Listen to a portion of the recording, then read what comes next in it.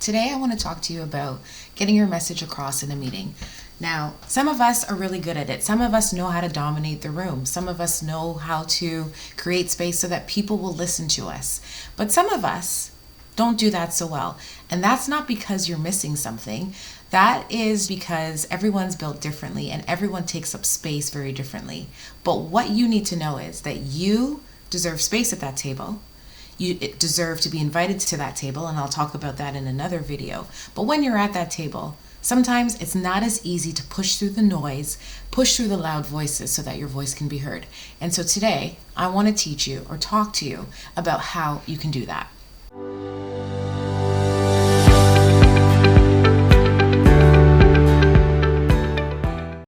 Now, here's a fundamental truth that I need to say before we get into this entire session.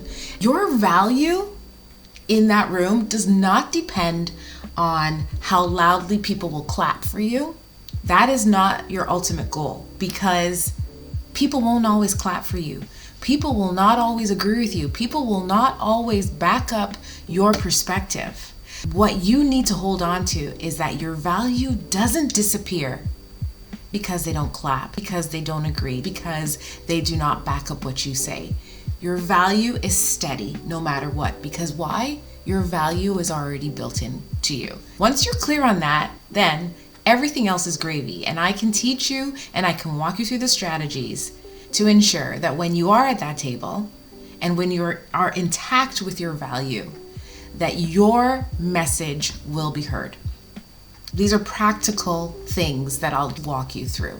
If you want your voice to cut through, here's the first thing. Get clear on what you want to say before you say it. Now, when you're in a meeting, sometimes I know that's very hard to do, especially when new information is being thrown at you. Maybe they've walked through a very long, arduous presentation. Sorry for my chair squeaking. But if you can hone in on one point that you heard, then think about the one thing that you want to say about that point, whether it's a fact, a data point. It can be in perspective, it can be an opinion, but be clear with what it is. Be clear with what it is, hold on to it, grab it, and then say it. Because if you're unclear on what your perspective is, your opinion, if you don't even have the right facts or the right data points, when you say it, it won't land. Because people will sense and see that you're either unclear, or if it causes confusion, you will not be able to convince people. Get clear on that one point. All you need is one point. You don't have to follow others who want to say 1, 2, 3, 4, 7 points. One point, and you can change the way the room will listen to you. But make sure it's clear, it's convincing, and that you know exactly what you want to say. Number 2, watch the timing. Sometimes it's important to go first. If you have a point and you think the timing is right, that you say that before anyone else does, try to get in there. Not easy, but if you can do it, I suggest you do, because your point can set the tone and the foundation of how the rest of the meeting may flow. Sometimes it's good to wait to deliver your point. Let everyone else put their points, their perspectives, their ideas on the table, and then you can infuse your point when you feel that timing is right. Now, this takes practice, this takes strategy. Timing is critical in terms of how you want your message to land.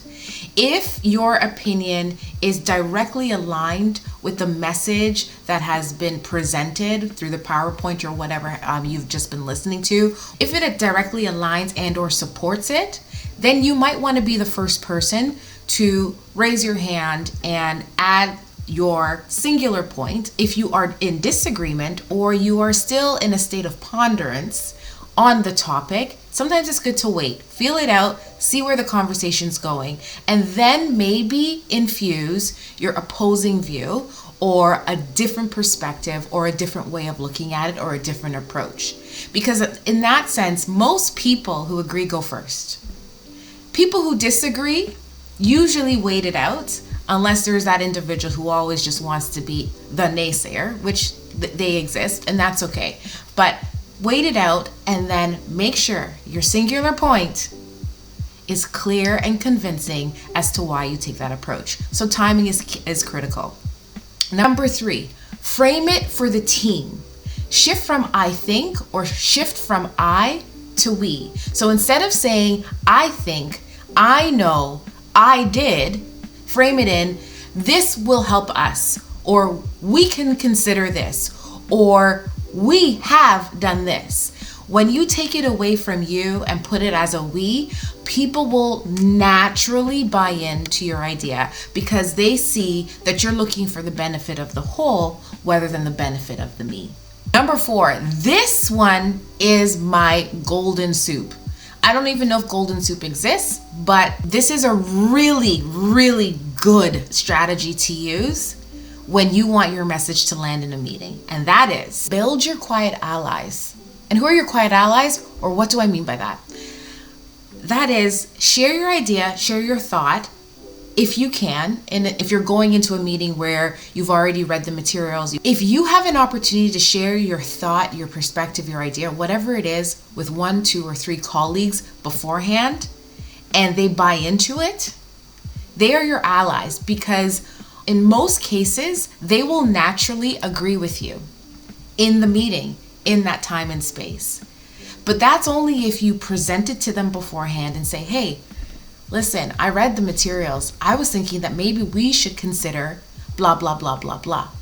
And then Lucy says, girl, I think that's a great idea. Yeah, I see that blah, blah, blah, blah.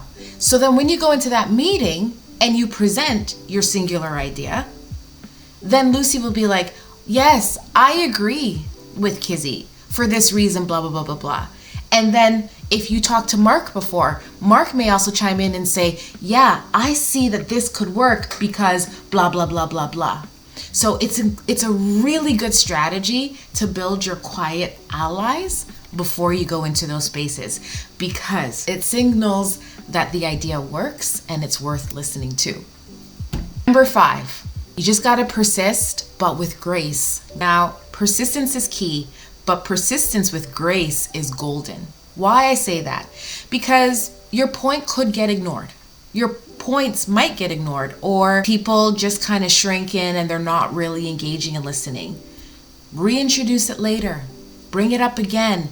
Maybe change it up. Rephrase it if you can. But don't just say it once and be quiet and let people forget about it. Make sure you reintroduce it. Reintroduce it again later in the meeting.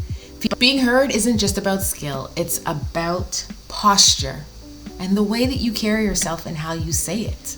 So patience, humility, and persistence, these are all very powerful characteristics to have when you are in a meeting and you want your message or your idea to take up space. Humility doesn't mean just being silent and letting everyone talk.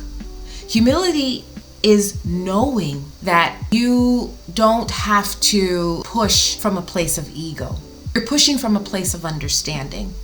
You're understanding the room, but you're also contributing to those voices in the room. And the other characteristics is persistence. Persistence with grace. Not persistence that looks like nagging. Persistence that honors the conversation that's happening in the room. You gracefully insert yourself into those conversations to remind the people that you have something to say and that you have something of value to bring to the table. It means calmly returning to your truth until it lands. When you show up with that posture, people will feel it, and they may not say it out loud, but something in them will respect the way that you carry yourself in those meetings and in those spaces. I want you to think about this. Every room you step into, you were placed there for a reason. You were either asked to go, it might be just part of your job, it might be a routine meeting that you must attend. Either way, you were meant to be there. You are placed there for a reason. So even if your voice is ignored, that doesn't erase your purpose. It doesn't erase the reason why you're there, and it doesn't erase the value that you bring. Sometimes the most important messages are the ones that we have to repeat with patience and persistent grace, without getting angry, without getting frustrated, until the people in that room finally understand. That can take time. That may take 1 meeting, that may take 7 meetings. But it will happen if you follow those key strategies that I just named. And sometimes it's not even about the whole room hearing you. Maybe it's about that one person whose perspective you've shifted. Sometimes it takes one person. You know, everyone says it just takes one call, one call back, one person to believe you, one person to understand you, one person to back you up. And then that one person may carry that perspective that you've given them to another person. And then slowly behind the scenes, people are beginning to understand your perspective, your value, your ideas, your approaches. It might be happening and unfolding behind the scenes that you may not be seeing unfold in the meetings, but it's happening. So sometimes those small shifts can over time reap larger rewards. So the next time when you're in a room where you feel your voice is small, remember this: your value is steady. Your value remains steady. The right word, the right time carries weight. And lastly, humility, patience, and persistence with grace will get you seen and heard. Don't shout loud, but be persistent. Thank you for listening, and I hope you walk into your next meeting, your next space, wherever you're speaking. I hope you take these strategies with you, because these strategies have helped me in my leadership journey, and I trust that they will help you in yours. If you like this video, I would be so happy if you could hit the subscribe button and the notification bell and wait for the next video that I will put out related to leadership tips, tricks, and communication strategies.